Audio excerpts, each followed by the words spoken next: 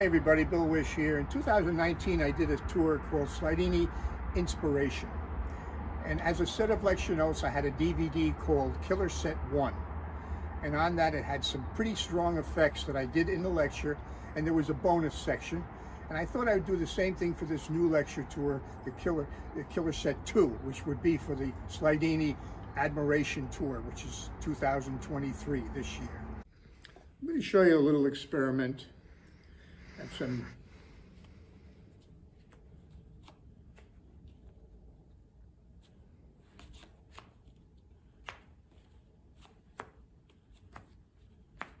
See, I don't want to have them in any order. H, 2, 3, 4, 5, 6, 7, 8, 9, 10. I want them to be all over the place, not in any sequence. And what I need to do is take matching cards, but different color, obviously black. It doesn't matter what the suit is, and match them up with the cards that I've already laid down in the same random fashion. So we see the pairs. Make sure one for each. And the rest of the cards you can put to the side. Now at this point, I'm going to remove the top layer.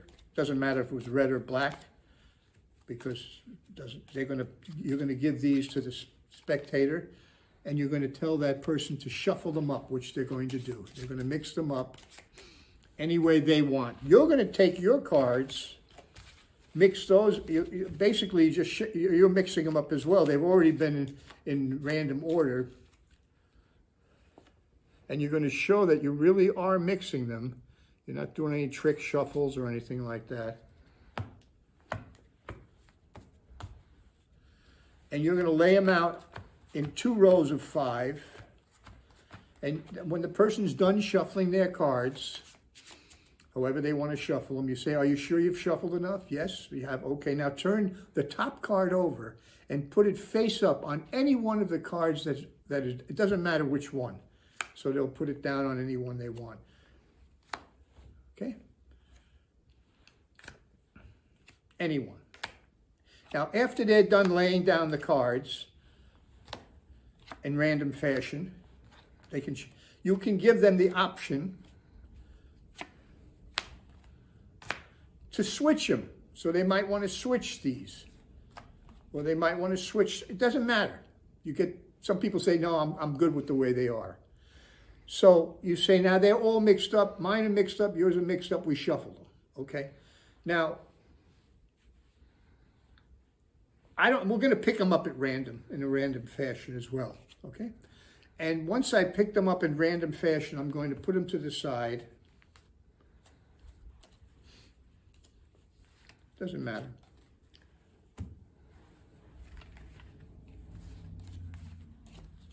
As long as you keep them separate.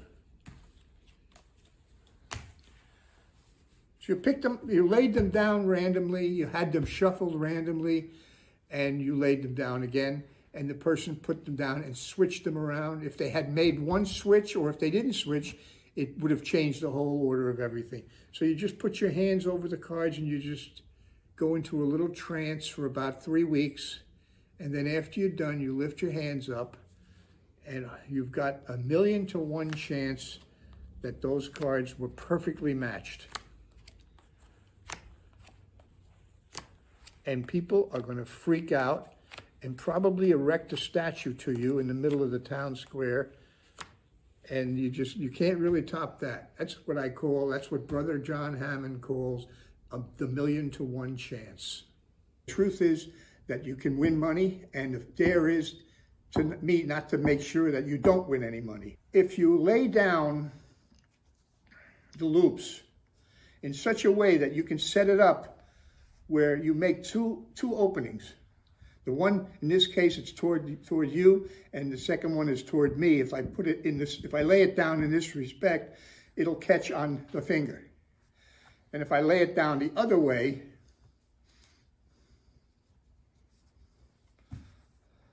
then it won't catch here, it'll catch here. So it's going to catch on one of them. Think about it. It has to catch on one loop. Now, the way you show the rope is the following. The first time you show and make sure that they know that if your finger is in the loop, it's going to catch. You show that a few times. And you go like this, you say, if it's not in a loop, it's not going to catch. It's got to be. So it has to catch some places as long as it's in a loop. Then I do my standard, which is the standard laydown for the rope. This I came up with myself. I still think it's 8 cards down. 1, 2, 3, 4, 5, 6, 7, 8. Wait a minute, that's my impression. Wait a minute, the first impression is the most important one. That's yours. Let's see what it was.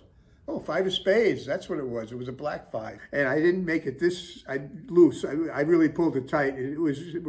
I was so embarrassed, you couldn't get it out. It was just a tight knot. So I never got over that embarrassment. But the funny thing about it is later on I got into magic. And I was studying magic, and I learned this rope effect one time with a knot, where if you make a knot in the end of a rope, you can actually make that knot disappear by blowing on it. And I realized one day, whatever you do on one side of a rope actually symbiotically results in the other side of the rope. So I call this the symbiotic knot.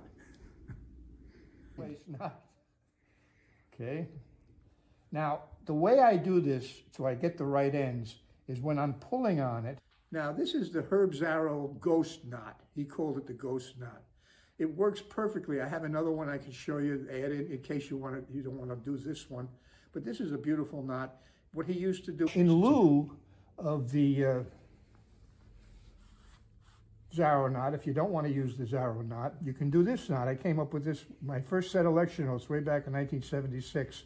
It's called the no-nonsense knot. And what it is you're going to go around the hand, except for the 4 marbles. Oh, we'll do 3. Yep. And the cool thing about this at the end